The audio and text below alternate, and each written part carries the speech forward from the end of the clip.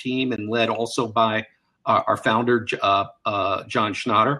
And then what's really important is that there tends to be very, very good alignment and implementation at Papa John's. Papa John's is an operations-based company. They happen to do a great job of when we get behind something to go to market and implement it.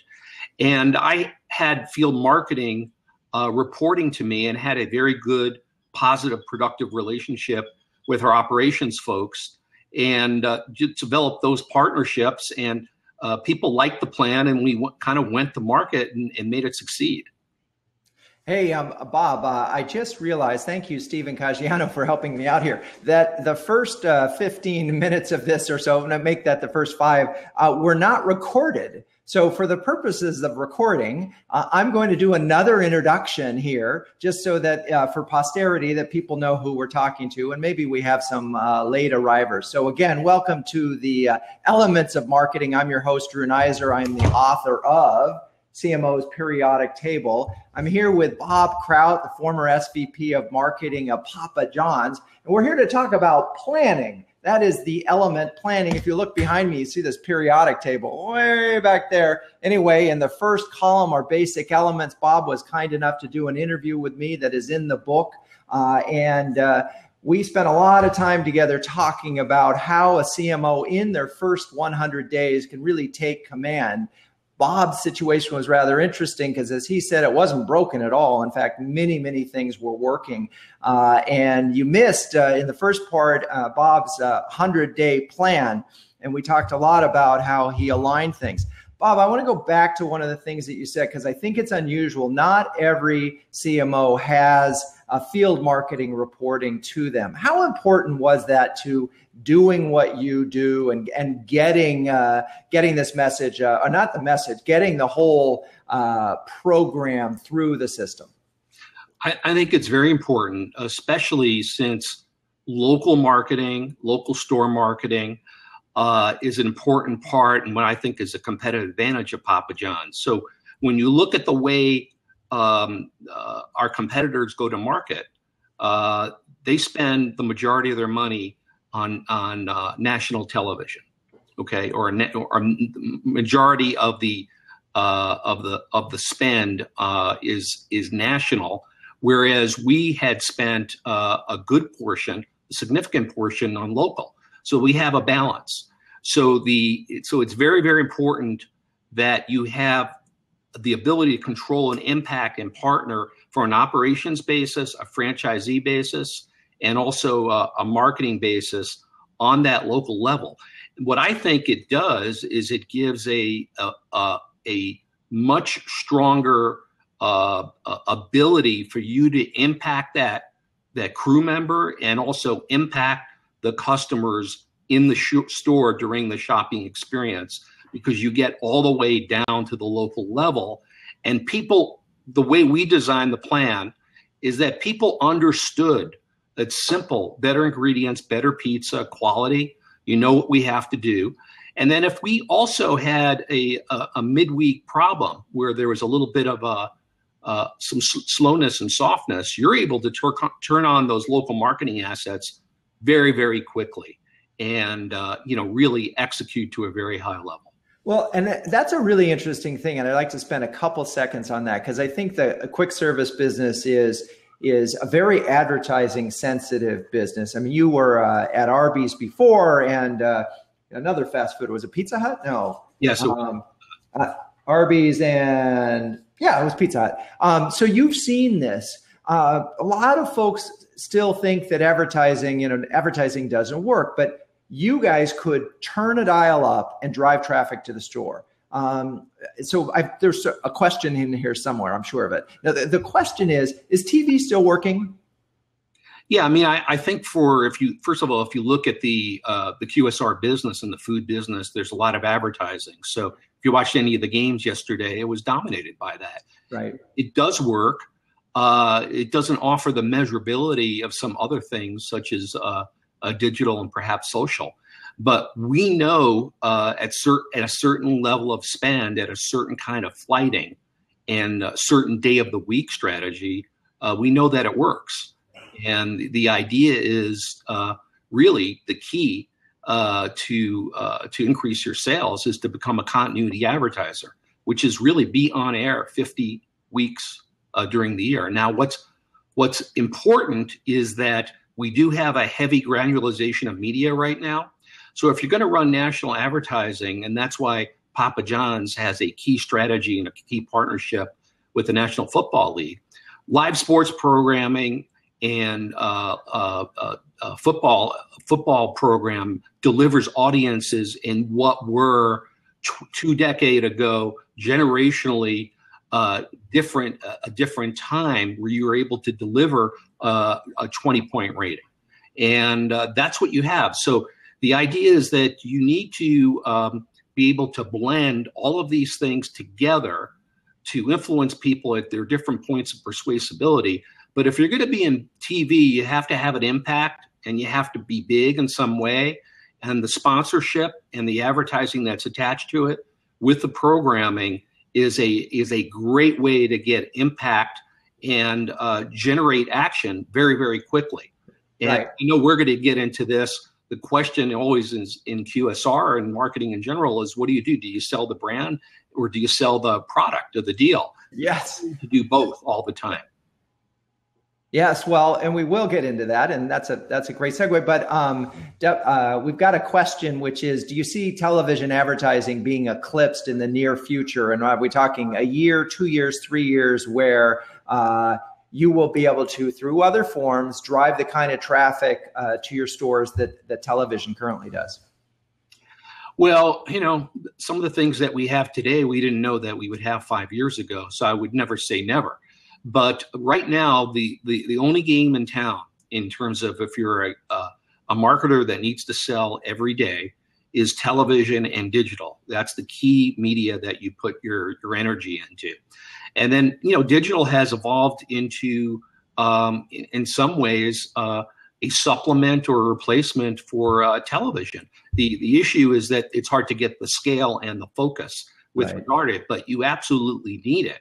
And I always say, well, if you look at it this way in terms of the importance of television, if you look at some of the newer advertisers that were developed online, that grew up online, what are they doing now? I mean, obviously they built database through loyalty marketing.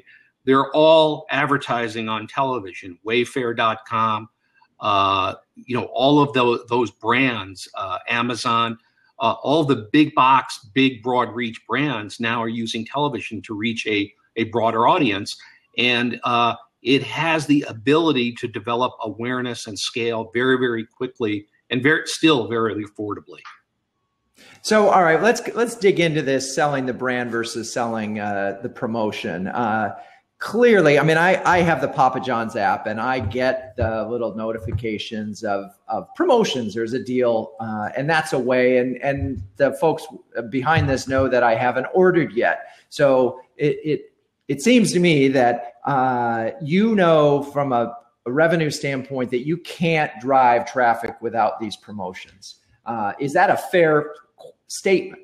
Can you drive the volume you need on a week in, week out basis without these promotions? Right now, not on a sustained basis. I think if you're in a category that's growing, some of these fast casual brands where they're growing and expanding, they can probably do it. But if you're in a mature business and there's $38 billion of pizza sold every year in the United States, and you have a very, very heavy competition, especially since 60% of it is local, mom and pop and regional brands. That's a lot of competition, and you need to stay competitive. And people, want to have a preference for the brand, but they also want to have feel special by getting a deal.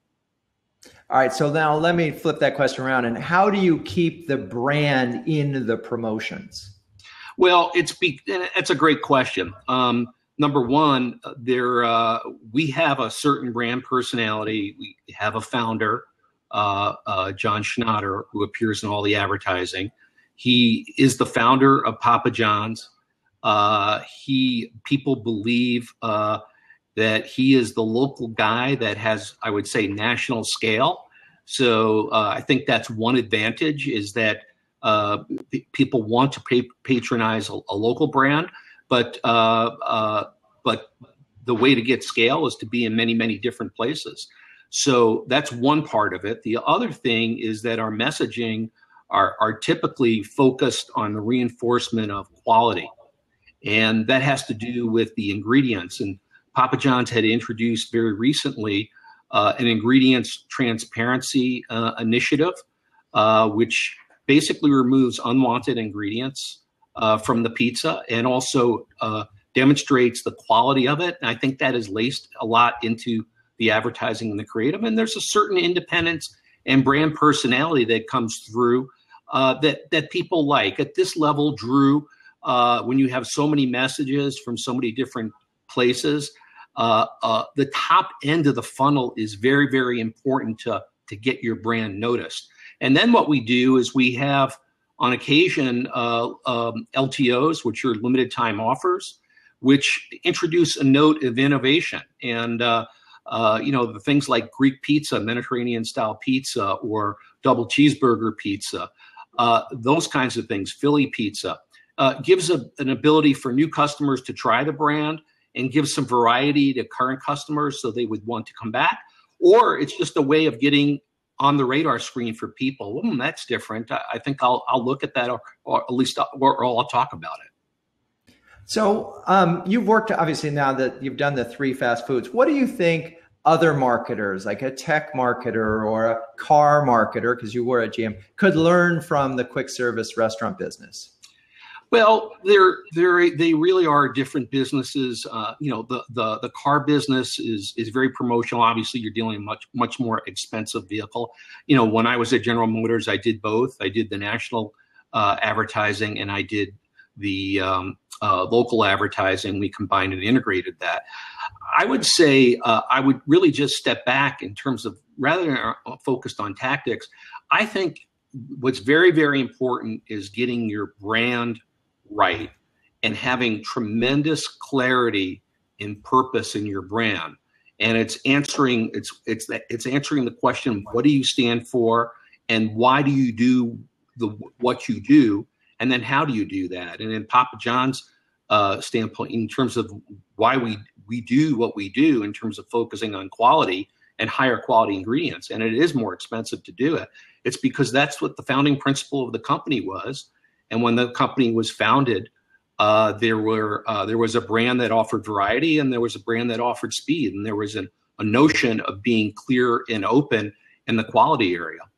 And so I think and I think keep it simple. I just don't think customers can make fine points and distinctions in terms of notions of strategy that have a lot of subtlety or nuance into them. So ours is quality. There's a competitor that has variety. There's a competitor that's low price. I think people think in those kinds of terms. And what we try to do in developing a plan and communicating with customers is to keep things simple, especially when you have a brand that versus a tech competitor where maybe you're going to market online. You can control and you can use a lot of analytical tools that are sophisticated. When you're going through other people, there's only 3 or 4 things that people can retain and do. And so the key part, I guess, in terms of what I've learned in QSR is just keeping it simple and understanding the importance of your employees and crew as ambassadors for the brand so they can speak and preach the gospel.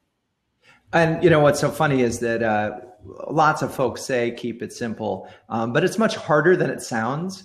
It really is. And I think the tribute to Papa John's is that not only have you kept it simple, but you've kept it simple for a long time with the same campaign. And obviously that campaign has worked. There was a question from the audience. So one is a very critical question we get to right away. What's your favorite pizza, Bob? Oh, well, there's the Founders. It's called John's Favorite. And it has it's called John's Favorite, 3 kinds of pizza and 3 types of meats. And I like that one the best. Yeah. So. All right. And while we're talking about pizza, how many times did you actually eat pizza during the week while you were, was that Were there days where you didn't eat pizza? Yeah, there were days where I didn't eat pizza, but it was frequent. They have a beautiful piazza with a pizza restaurant, but they also have, you can get pizza and you can get the current LTO. They test out a lot of product there, but you also can get salads and sandwiches there as well. So yeah, I would switch it off. I ate a lot of pizza, no doubt about it. Yes, Dana, you're right. This is making me very hungry. Thank you for your input. So let's see. Andres is asking, let me see if I can interpret this question. He says, Facebook and Nielsen recently did a partnership in order to obtain big data and be able to measure precise metrics. Do you think this is necessary or useful for smaller advertisers? That's a great question. It's something that I think about a lot because, Papa John's has a well-developed database, have millions of customers in the loyalty program. We've segmented that database. And when you think about it, so what that means now, you're going to vary your frequency. You're going to vary your offers, vary your message. You're going to treat an individual household or a younger millennial differently than maybe a time-stressed family, right, in an affluent suburban area. The point is, in terms of doing and getting to the data and making real-time marketing decisions is a pretty expensive endeavor. And in some instances, you might get lift from this, but in some instances you don't. So then you have a dilemma. I want to get more precise, and I can get more precise and I can get higher lift, but it costs me more to do that.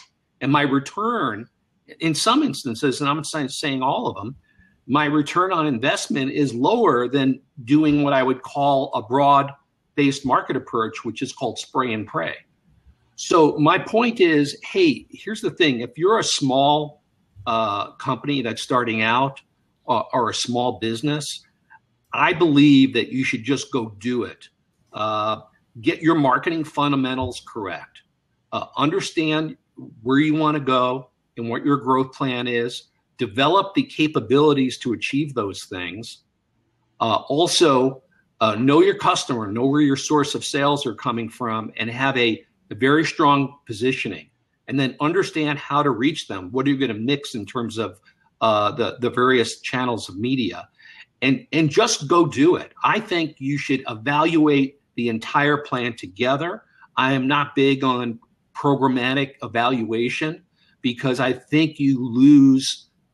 I guess you take your eyes off the pie, so to speak. You have to have a sense of the big picture when you're doing this, and you have to look at your plan in totality. So anyway, I'm glad that question was asked because it's one I think about, is that we have all these sophisticated tools, and it provides a lot of granularity. But what it does do is it kind of tunnels you sometimes in the data, and you lose sight of what you're trying to accomplish because the customer doesn't see or care about any of that. So Sean from Blab has joined us. Yeah. Hi, Sean. Hello. What's up? Do you have some questions for Bob here? I do. I'd love to hear.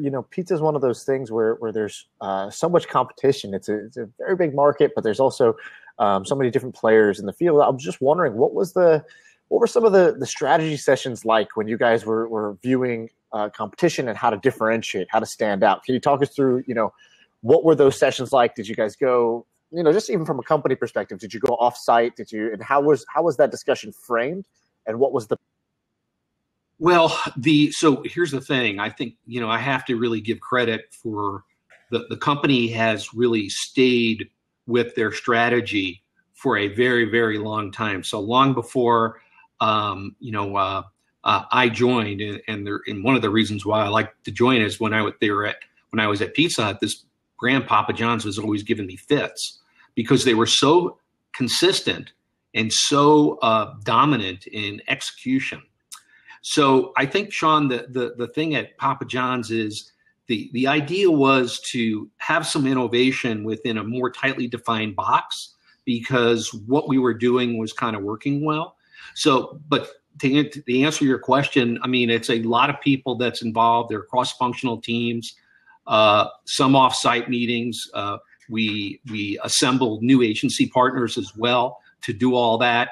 And all this information was kind of presented and shared and kicked around and stress tested in a series of meetings. And what's good news about the company is that it's a big company with major multi-billion-dollar sales, but it still operates in some regards like a small company. So it was relatively easy to socialize and get buy-in to some of those things that we were attempting to accomplish. Right. I have one follow-up question, which was, what was something that you saw, maybe one of the other, not your company do that you said, that's a smart move, or really, something that you can appreciate the way that another company approached, their marketing or their positioning? Good question. Well, exactly, because, in the pizza category, obviously the application of technology is very, very important. And there are some competitors that are doing a very, very excellent job of reinventing and reimagining the buying experience online. And I admire those companies that are doing that. In particular, I'll give some props to Domino's. I think they've done a great job. However, Papa John's, by being a first mover in terms of online setting up an online system in 2001, had the advantage of having a lot more experience in this area, and grew to be having the brand that has the highest percentage of mix that is bought online.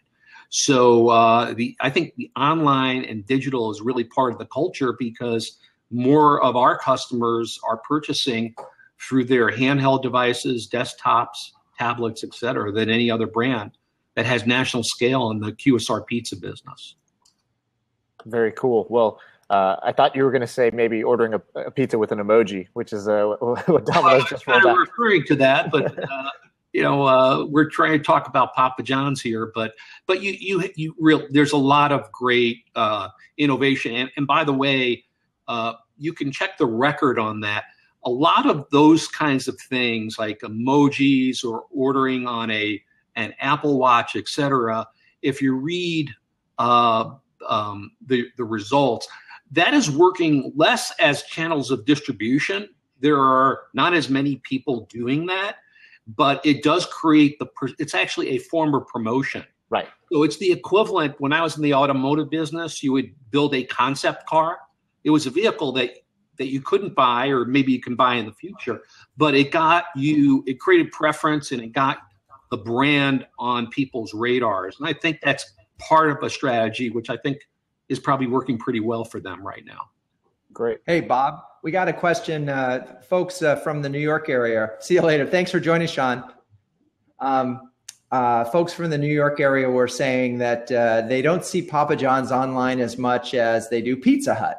And is that an aberration, or simply it may be a reality that Pizza Hut perhaps is investing more there? Well, I think you have to understand, Pizza Hut is a brand that's 3 times the size of Papa John's. They have a lot more locations, and they're better penetrated in New York.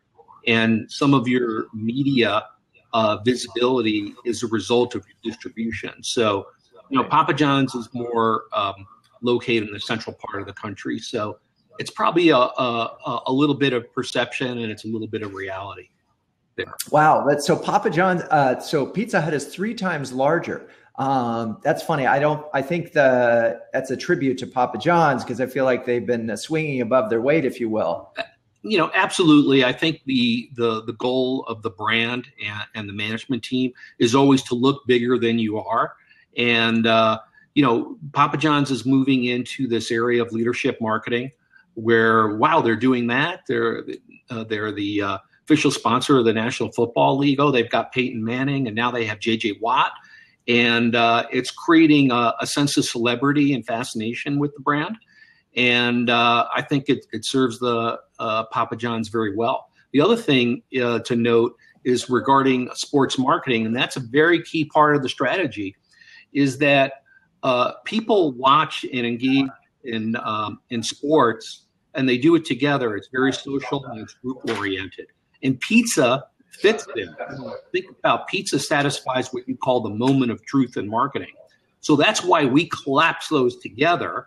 And not only is it football that we're into in a big way, but there's nearly 150 sports teams on a collegiate or professional level that Papa John's is the official sponsor of.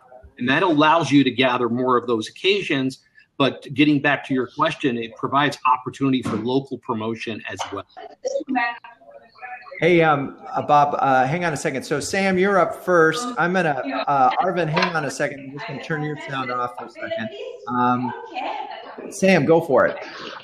Can you guys hear me? Can hear you? Yeah.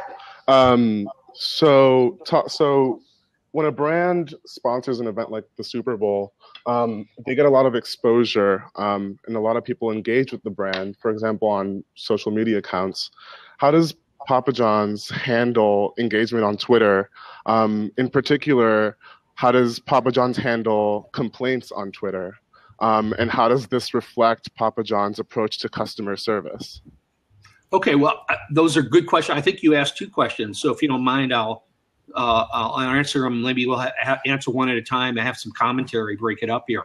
But you were talking about the Super Bowl, right? You were talking about that. And a lot of brands invest now. It's going to go up to like $5 million in terms of the Super Bowl. Papa John's is the official sponsor of the Super Bowl. We are concerned about the 5 months during the season more than that one particular day. So it's been our point of view that we should be spending during the season to develop demand so you have an annuity of pizza purchases. So what Papa John's does is advertise before and after the Super Bowl and always has some sort of special offer, at least historically, has a special offer for purchase on the day of the Super Bowl and then for the month or the 4 weeks thereafter. So that has been the strategy, and I think it's been very, very successful. Now, in terms of your other question, had to do with, well, people, when they're unsatisfied, they might go to Twitter or they might go to Facebook or other social media channel, and they might get the company's attention that way. So we've got people that focus and monitor on those kinds of things 24/7 in the customer service. There's a large customer data center and call center that is on site and proprietary to Papa John's. And those people down in the call center connect in very, very tightly to my social media manager. And then we're able to decipher and look at any of those problems, usually within a couple of hours, get back to some people with either a public comment, but really try to resolve that issue if we can with that customer. So more and more of that is happening in service-based businesses. That happens, obviously, airline businesses. You got to keep your ear to the street there and understand that some people might not be comfortable calling you, right? But they might be comfortable tweeting, and it requires maybe less effort and it's less visible. So you've got to understand that. And of course, the old adage is for every one negative piece of commentary you get, there's actually 10 that you'll never hear about. So I think we have a pretty well-developed process that addresses that. Sam, you have any other questions for Bob on social media? That is it for social media. But I guess I wanted to ask on a related note, how much does customer service or even the customer define the role of the CMO or the marketer? Wow, that's a great question. It defines the role very, very much so because customer satisfaction is really the backbone of the Papa John's business. And there's something called the American Customer Satisfaction Index. And they measure satisfaction with the restaurants and also in very many different categories. Papa John's has come in first place in the restaurant category 14 out of 16 years. Okay. And so you got to keep that record going.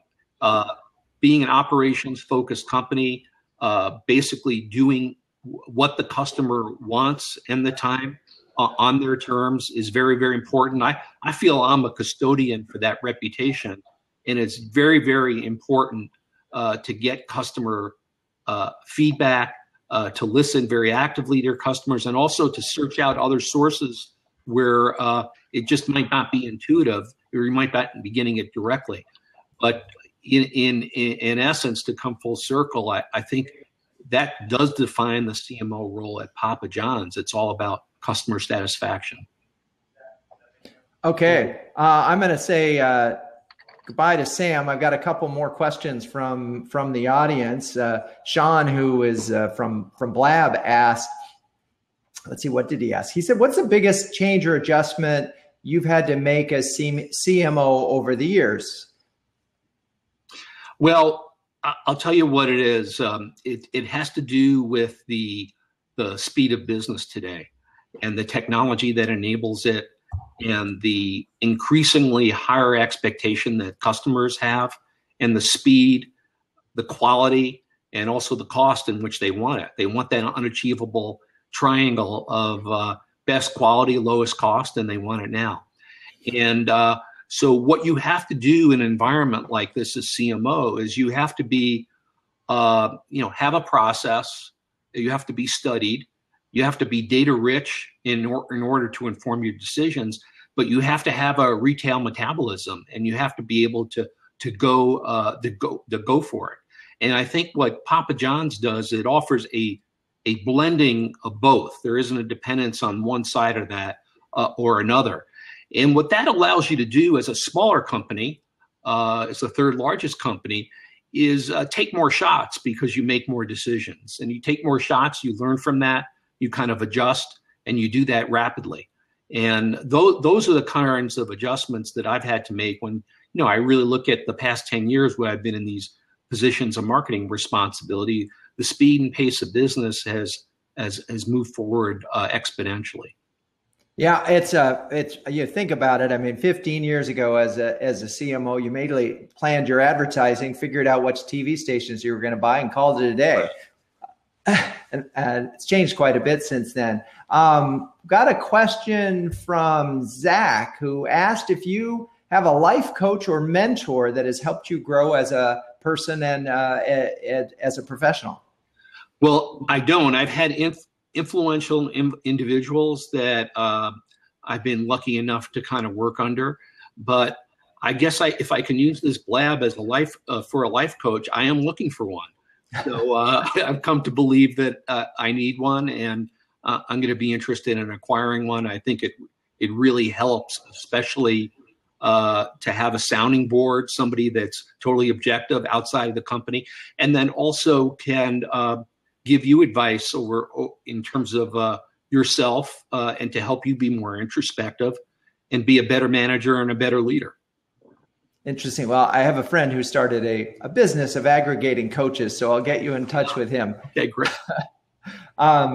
So I did have a question, a follow-up question to one of the earlier ones, and I really trying to boil all this down. If you were handing the baton to somebody else to take over take over a CMO at a quick service restaurant, not necessarily Papa John's, what would be the three things that you would say, you better do these, and you better do these right away?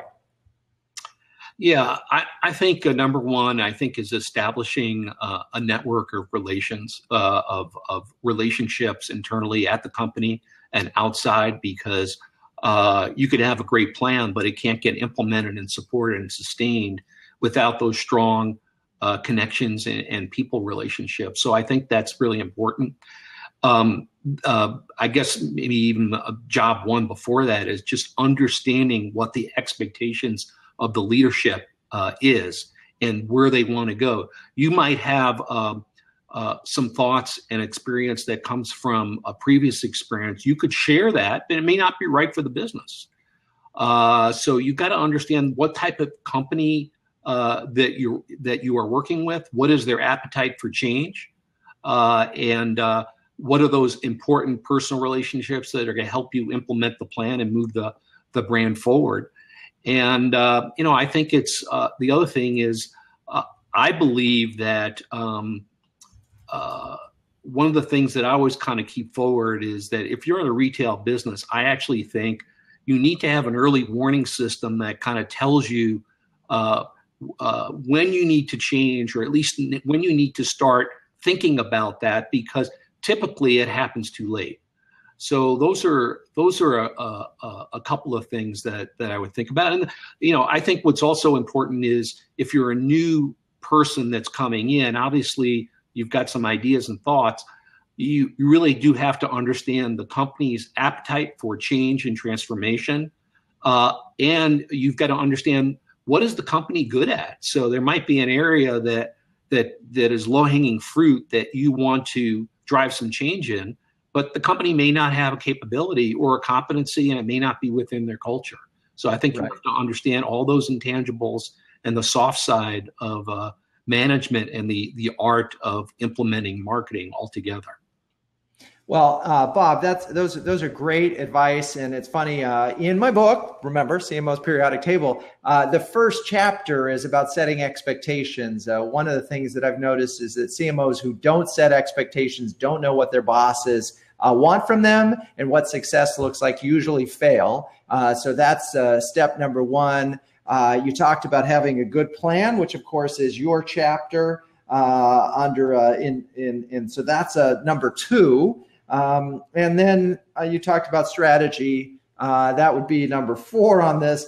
And what I also thought was interesting was the network and the power of the network, which gets into some of what I call the inert fundamentals. And it's also surprising to me, there are a lot of CMOs who don't have a good network and think that they can get it done on their own. And that's obviously not the way it goes. You've got to, as Stephanie Anderson talked about at the CMO Summit. In fact, I should get to you there. I forgot about that before I wrap up. You were at the CMO Summit last week. I was. And how was that?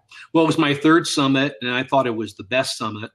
And, some of the important issues that are being discussed has to do with this commersion of information, communication, and entertainment that is all being driven, empowered, in some way disrupted through technology.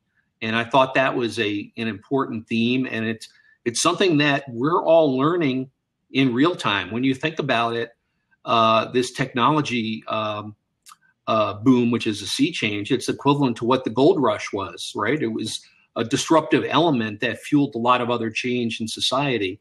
And we're trying to, right now, develop expertise on how to do that. And I think bringing all of these talented CMOs together in this kind of forum helps us beyond our own companies kind of understanding it, where you can share and exchange idea with your peers who are going through the same things. Amazing. I had a last minute question here, and I am glad they asked it. You probably worked with a lot of agencies. In fact, you mentioned agency partners. What does it take to be a successful agency partner in your book? Well, one of the things I always, and I think agencies know that the key to a long relationship is trust and indispensability.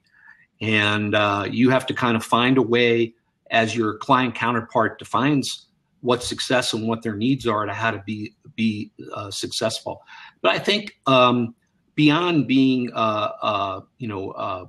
creating, if it's advertising in general, being good at what your craft is, I think when it comes down to, it's really understanding the client's business on a macro and then a micro basis.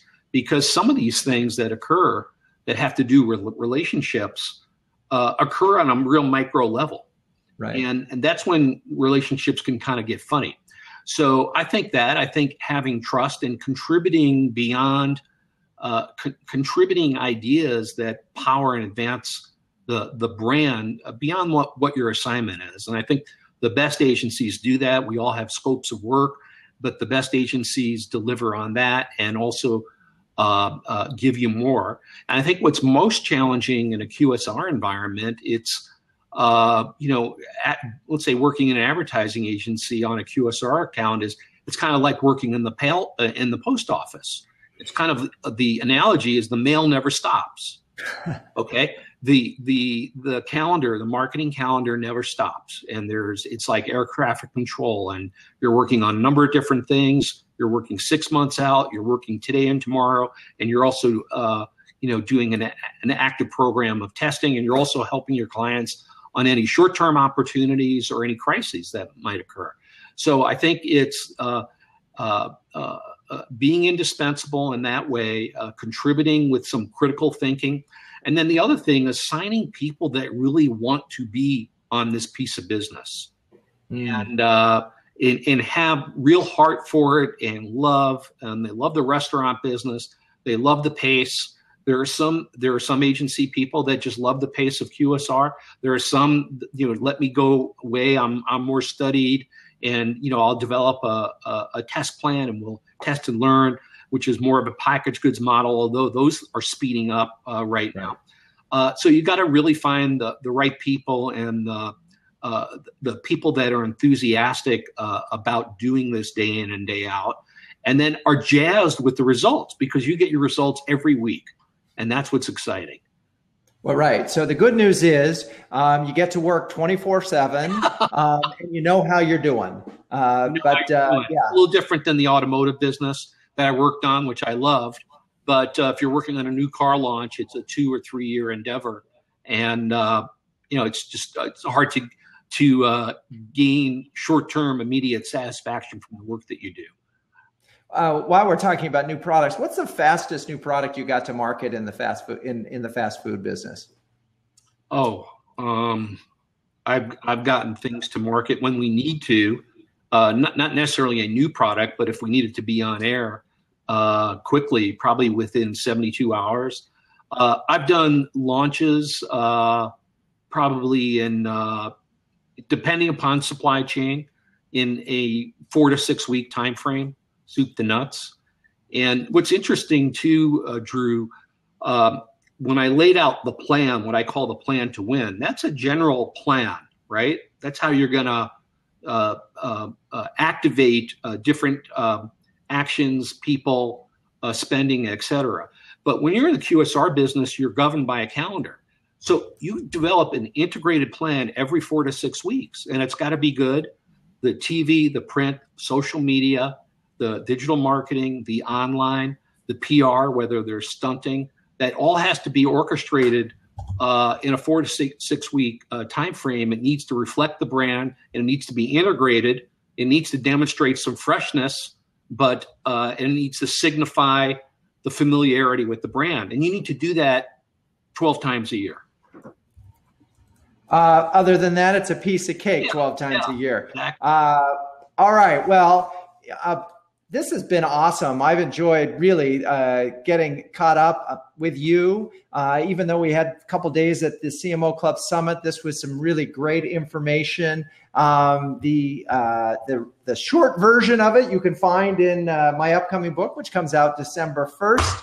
You can order it now at cmobook.com. I want to thank my guest, Bob Kraut, former CMO of Papa John's, for spending so much time with us and answering all the questions that we got. And all I can say is I did a really lousy job with my food puns. I hope to do much better next time. Anyway, Bob, come back. We're doing these every Monday and Friday at 2 p.m. and join the conversation. And on behalf of all the folks at Blab and whatever, thank you. And we'll talk to you real soon. Well, thank you. And it was my pleasure to participate. I really enjoyed it, even though I was first one in. But you know what they say, that you get a first mover advantage when you're first one in. And it's been a pleasure and a joy working with you in the CMO Club in contributing to the book. And I wish you lots of luck in advance, because I know it's being published very, very shortly, right, in December. So good luck with it. And I know I'll be ordering my copy. Thanks, Bob. Take care. Take care, everybody. Okay, bye.